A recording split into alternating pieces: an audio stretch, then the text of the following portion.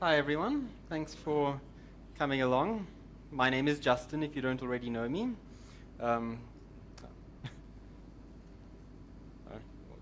So I'm a software engineer working at a place called GemStep. We're actually hiring at the moment. If you look in your baggies, little Rubik's Cubes, and there's a link on there. So if you're interested in learning Scala, do that. At night I do different things. I work on like open source projects, and I have a website, and I'm an amateur musician. And this is actually the sort of last mention of GemStep in this talk, because I'm going to focus on a hobby project that I did in that sort of night and weekend work that brings all of those sort of side things that I do together. This is a quick disclaimer. These opinions are mine, not employers or dogs, although she does look condescendingly at me as I work at everything. So, I had this problem. And that problem is that my intonation was bad. Now, if you think of a guitar is generally seen as an accessible instrument. Some of you can go to the shop and buy a guitar and start sort of learning to play the guitar. And part of the reason why I think, personally, that guitars are as accessible is technology. And not recent technology, but thousands of years old technology that we don't even really know exactly who came up with it first, in the form of these things called frets. So if you look at guitar, look at violin next to each other, you'll see on the neck the guitar has those little steel rods down that neck. And how those work is you push your finger down on the string. It's not your finger that stops the vibrations. Your finger pushes the string against that little raised steel bar. And that is a musical snap-to-grid system, so that you hit the right note. So maybe you take something that doesn't have frets, you can slide that note continuously up and down. Typically when you're playing, you want to hit the individual notes of our sort of Western 12-note scale thing. So on the trumpet, I don't have a fretboard, unfortunately. I can hit more or less the right note, but there's a lot of sort of swing that I need to lip either way. And I found that I couldn't actually hear when I was exactly right. So software is the hammer that I walk around with looking for nails. I had this idea that I wanted to write a Rust application that did something, and then I encountered this problem, and I thought, I'm going to write a Rust application that solves this problem. And the problem is that I can't actually hear when I'm off, so the solution is have something that I can put on the screen in front of me, and I'll play stuff at it, and in real time it can tell me, am I sharp, am I flat, am I right? So I'm trying to warm you up. So I've started early on. Here is the desktop application. And here is the trumpet. And for the sake of this demonstration, I'm going to ask to have the mic muted, because it might go a bit overboard if I'm playing with the mic. So I just want to quickly prefix this with what I'm going to do. I'm going to start by just tuning. And then I'll show you that I can swing the note very far flat and very far sharp. And you'll see that this application, when I go to the flat side, the blue side will highlight and the line will move to the left. And when I go to the sharp side, it'll go red and it'll go to the right. And I'll sort of show him playing it in real time, how that sort of works out for me.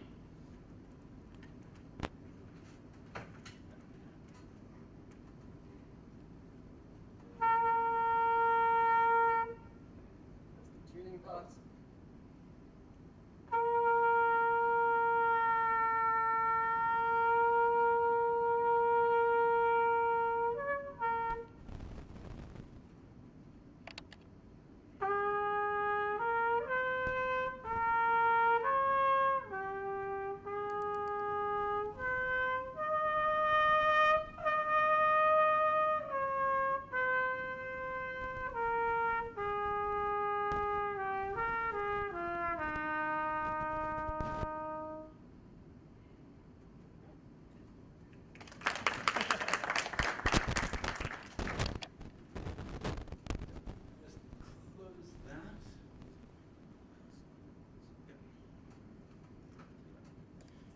So something else I've learned is that my actual prompts I don't practice enough. So now I've got this tool and I don't use it as much as I could, so I don't actually get better anyway. Oops. So now I've mentioned this Rust language, and I think it's pretty cool. But what is Rust really? And I've got a nice sort of one-sentence description that, if you don't want to go into the details, it's a C replacement. I want to break C. So it turns out there's a whole lot of situations that C and C++ are still kind of necessary, systems programming, operating system kernels, embedded programming, all of that stuff. And people don't really like writing C and C++. Like, it's very error prone, it's very easy to shoot yourself in the foot. So Rust is the sort of solution to that. It's something that can fit into those situations that traditionally you have to use C, but now we have an alternative. So how does it get here? Firstly, it has a high-level language feel that it gets through zero-cost abstractions. And this means zero runtime cost. You pay for it at compile time. So you'll have your nice iterators or whatever, and the compiler will churn, and out you'll get, at the end, the same code that you would have gotten if you were writing this in the lowest level C, without any runtime penalty. Of course, there's no scope for having runtimes or garbage collection or JVMs when you want to have a language that you could implement the kernel on top of which the JVM is sitting. So none of that. You're getting out raw machine instructions. And another thing that it gives that I haven't seen too much of in other languages is compile time guarantees about your memory management, because you have manual memory management, so you want something to tell you when you're doing it wrong, and race conditions. So the classic memory management example is if you have a vector, and that's an array if you haven't heard the term vector before, just a dynamically sized array.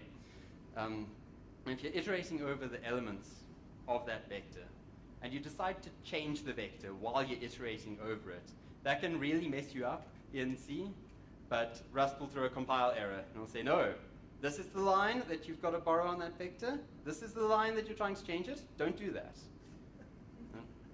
The race conditions is also an important one. It takes its immutable and mutable access as different things very seriously. So if you have some data that you can see from multiple threads, you can read it, that's fine, if it's immutable, because you're reading immutably. But if those two threads want to change that, and you're not using a mutex, that will also be a compile time error. And it often comes up in the context that it can be fast. People just say, oh yes, C is fast. But C and Rust can be fast. What they're actually giving you is a lot of low-level control. And it's up to you to write the application that uses that control to get speed. Yeah. So something else that Rust gives you on top that will be familiar to people that have used other sort of high-level languages. It's got a sort of package management ecosystem. They call it Cargo. So you use Cargo to download crates. And I use two particular crates that are important to my desktop application here.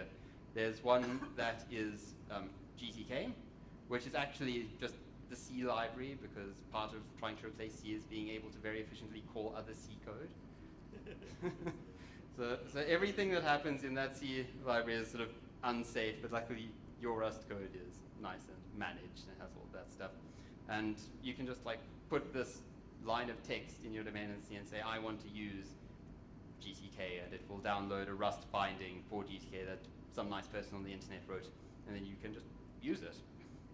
And the other thing is a library called Port Audio, which I use to connect to the microphone. It turns out that every operating system has their own special way of doing audio stuff. Yeah, and so Port Audio is a library that sort of sits on top and delegates off to whichever library your system actually uses. So I came upon this new problem. I had this nice desktop application, and I thought I'm going to share this thing. And I went out to a user group and showed some people this cool thing. It was the Lambda Luminaries user group. They were nice enough to give me some stickers, so if you want to pick up stickers over there on your way out or whenever. They're a bit big. They were their first run of stickers. I don't think they expected quite that size. But, yeah. So I found that there's a group of people that are happy with like downloading Rust toolchains and installing it. And then there's the group of people that are musicians that would actually find this sort of thing useful. And there is a very small overlap. It's me and I think a few other people, but it's not it's not big. So I needed some other solution, If only I could just take this thing and put it on other people's computers or sort of share it some dynamically way. And I mentioned earlier that I run a website, so it'd be great if I could do it in the same way that I do a web page. And so that's where WebAssembly comes into the picture. This is actually a fairly old XKCD, but I find it keeps coming back around every time you realize that you've got an application that could be a web page, because web pages can do a lot of stuff these days. So WebAssembly. What's WebAssembly? It's assembly on the web.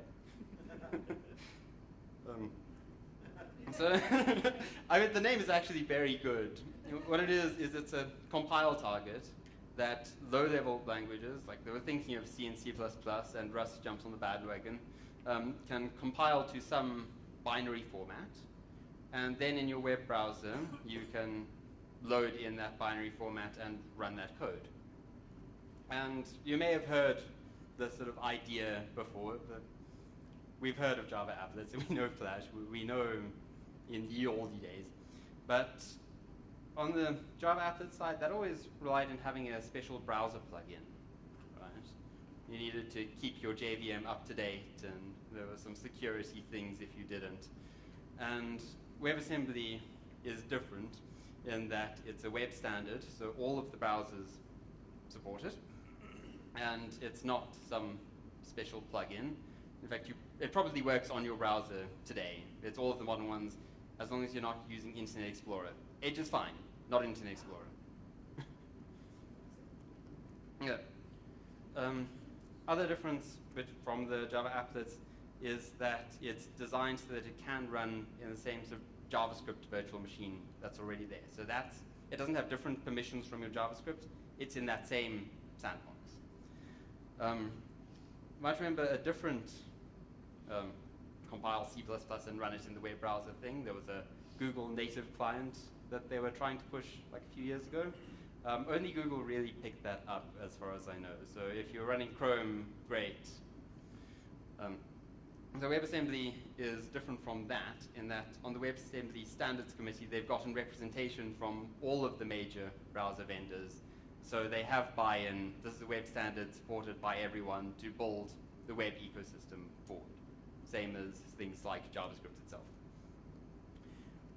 If you're into the weird esoteric running native code, you might have come across ASM.js. That was a project to compile C++ to JavaScript.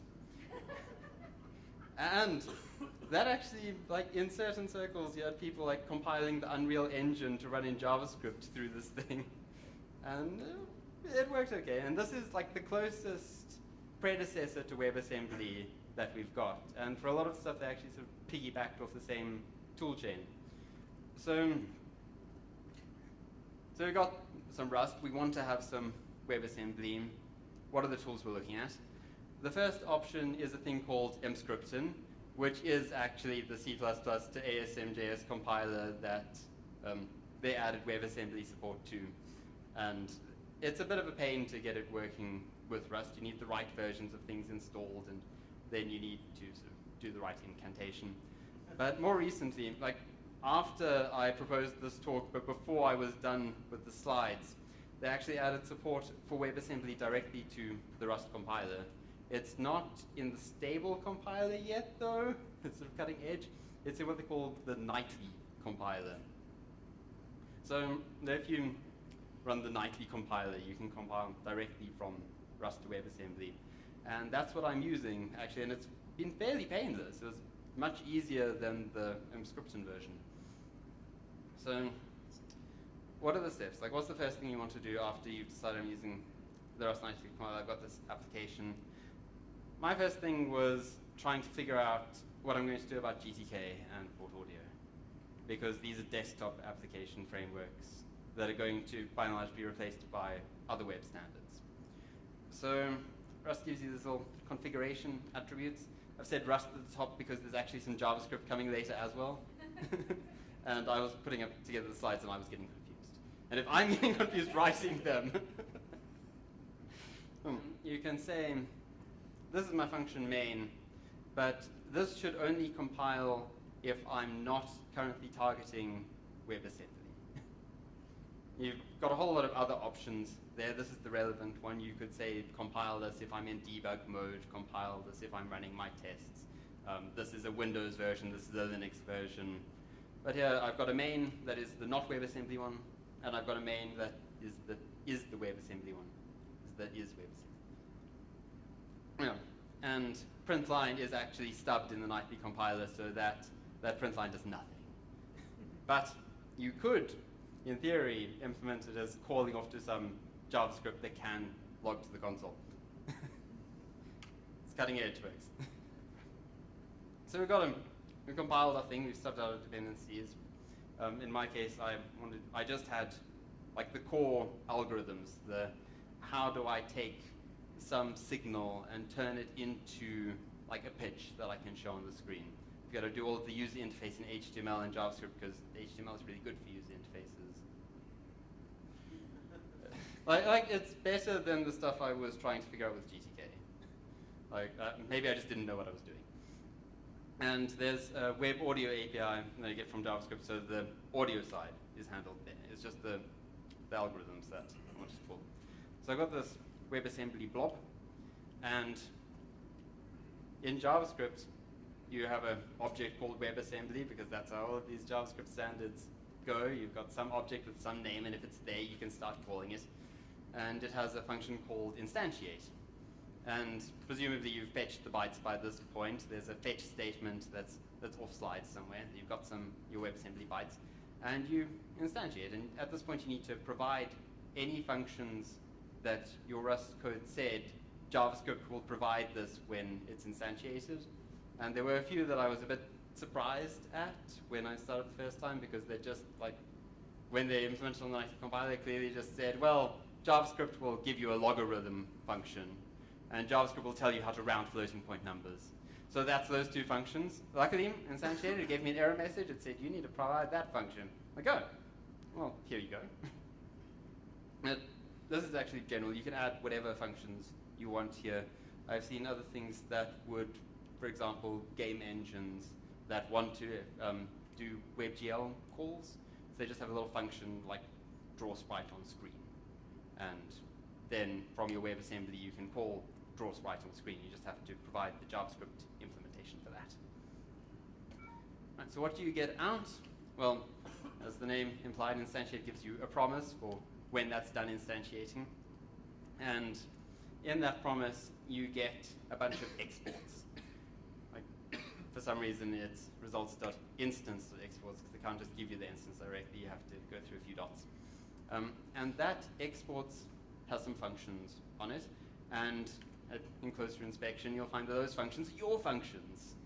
And you wrote functions, and there they are on exports. And you can just call them. Like, if you wanted to call your main, that's the point to call main. WASM exports.main.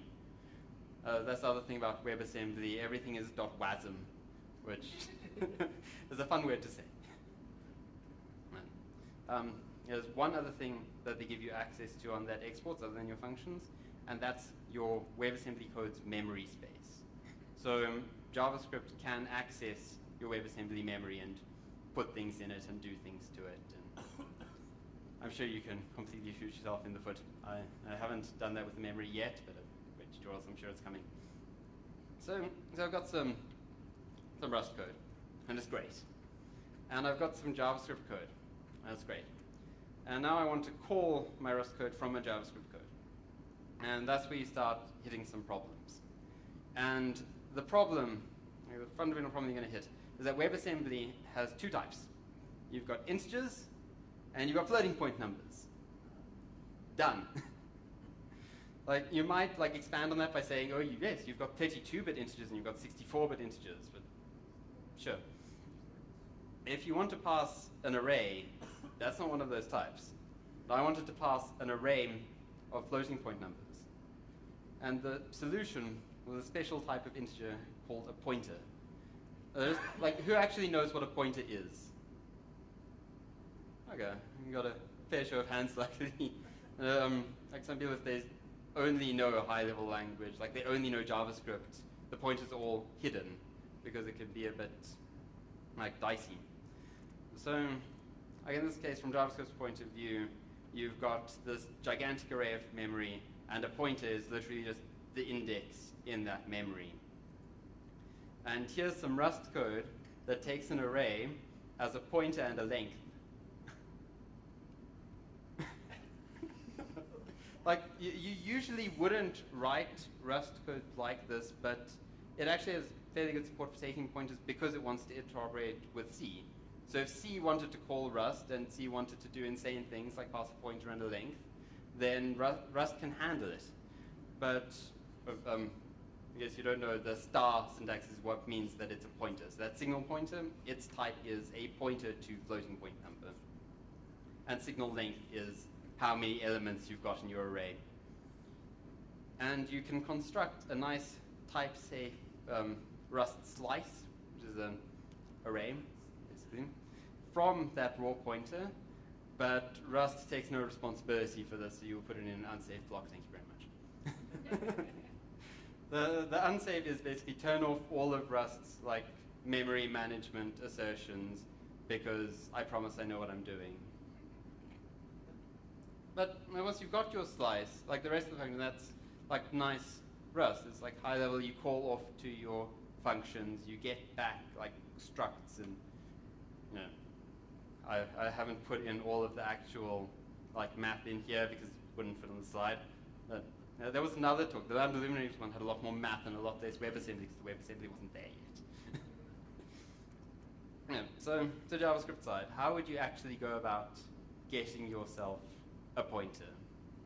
So I've written this function that takes in a normal JavaScript array that has floating point numbers in it, and I have the function that I want to call with my array in the pointer length syntax. First thing you do is you get it into a JavaScript typed array.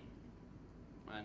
This isn't something that really comes up in JavaScript programming that I've seen very much, but it actually exists. You've got a type that is a packed array that's only floating point numbers.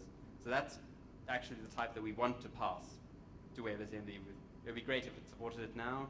Turns out that the first version of WebAssembly they consider the minimum viable product. So it's at this point they say this will work forever, but it's very minimal. That's why you've only got those two types. That's why you don't have fancy things like threads. It's coming eventually, but WebAssembly said minimum. And you can say this is the length of my array in bytes. And then I've got this function that I implemented in Rust, which I affectionately think of as the memory leak function, which is called malloc. So in this function, it takes a number of bytes, it creates a byte array of that length, and it literally calls a function called mem::forget. Like, forget about this, don't clean it up in the normal like garbage collection type, like memory management. It goes out of scope, but it's fine. So now we have a pointer to somewhere in WebAssembly's memory. It's been allocated, it's there for us to use. We've got the data we want to put there, and this is the little bit where we sort of take that as an array of bytes and we set that to our other things.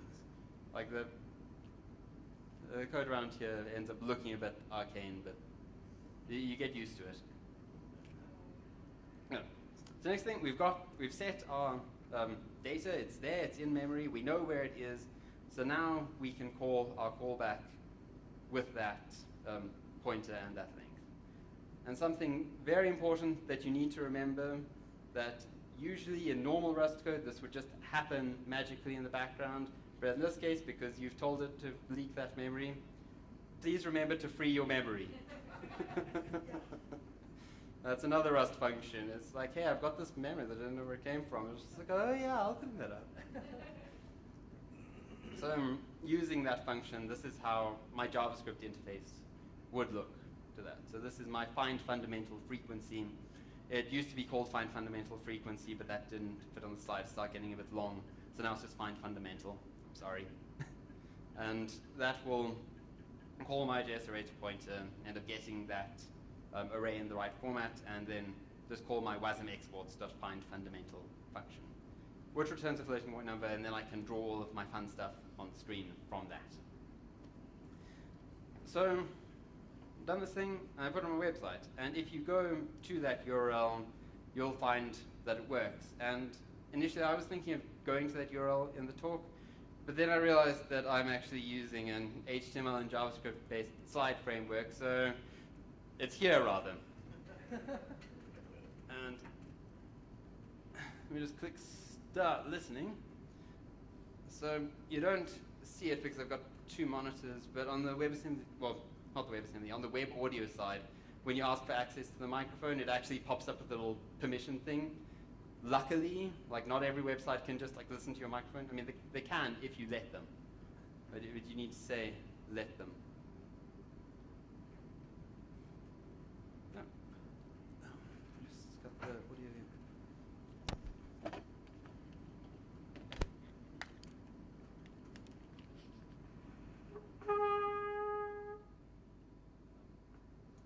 I was going to play something here, I've now forgotten what it was.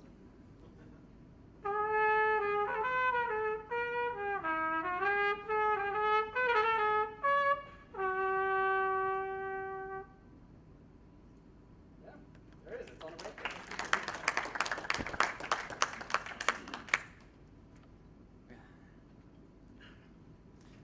So, there's some final thoughts, things that I found along the way.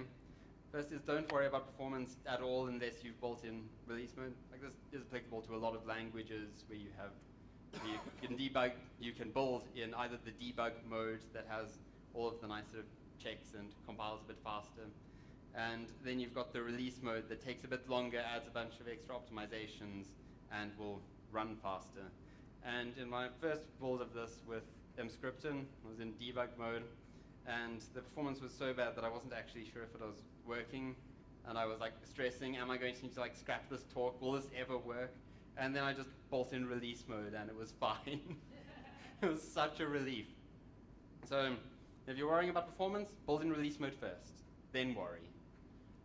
Okay, next point, because this is my personal website, I can decide things like if you're on an old browser, just upgrade, and if you're on Internet Explorer, don't. That's not a luxury that we usually get in the normal day-to-day work. So life is good if you can just say, well, we're only supporting WebAssembly browsers, so if your browser is like older than 6 months or something, upgrade. Another thing, the WebAssembly is moving fast. Like I said, the compiler that I'm using came out while I was writing this talk. And I think at this point, one of the recent developments is that there's now a tool that can generate those bindings and that nasty pointer stuff, and you can use nice types without having to do the hoops that I did. You can just use that tool that was developed by one of the members of the Rust core team. So if you're working on this sort of stuff, keep an eye on the news. Chances are somebody's going to come out with some magical tool that will solve problems for you, because there's a lot of interest on this particular sort of stuff in the Rust space. It's one of their core goals to be the language of choice for WebAssembly. Another funny point, read the manual. Back in the mscripton days, again, mscripton has this funny thing where it will call your main automatically, and then if you haven't passed in the right config flag, it shuts down the WebAssembly code. And if you try to call your functions, it gives you a cryptic error message. And if I just read the manual first, I would have known about this flag. But I decided I'd just like call the stuff and see what happened, and I had no idea what was going on. So remember, when things are going wrong, there's documentation, and you should probably read it. And yeah, the current state of error messages is terrible. When you're calling WebAssembly and things are going wrong, the error message probably won't help you right now. This is something that I expect to get much better in future. Generally with Rust code, I've heard the compiler referred to as like the best pair program of people who don't like talking to people. It like literally draws little ASCII diagrams pointing at where your error in the code is in the Rust compiler. And so having just like random, oh no, it failed error messages was quite unusual. Yeah. And that's me. You can check out that and other stuff working on the website. There's the whole GitHub repo, so if you want to see how anything in particular is implemented, you can go and hack in. And are there any questions? Yes? I think from a visual perspective, it looked as fast as the desktop one, but did you ever get a feel for a slowdown? Was there any slowdown running it through WebAssembly? So I'm sure there was a slowdown, like in theory, but it was still running fast enough to meet my needs. So I wanted it to run at 60 frames per second. It was still running at 60 frames per second. I didn't really benchmark further than that.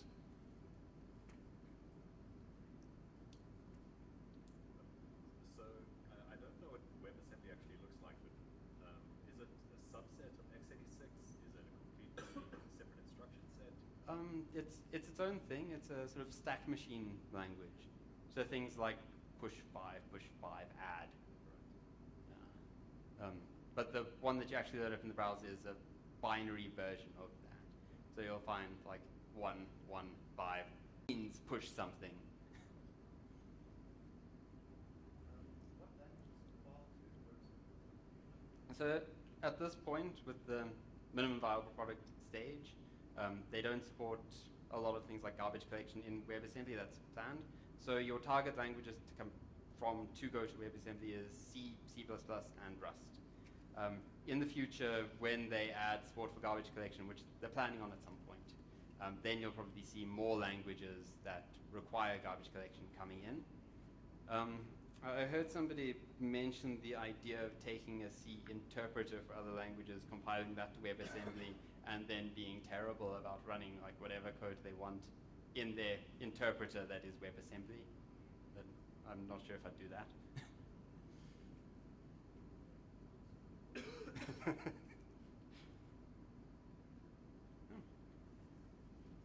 That's it. Thank you for coming through, everyone.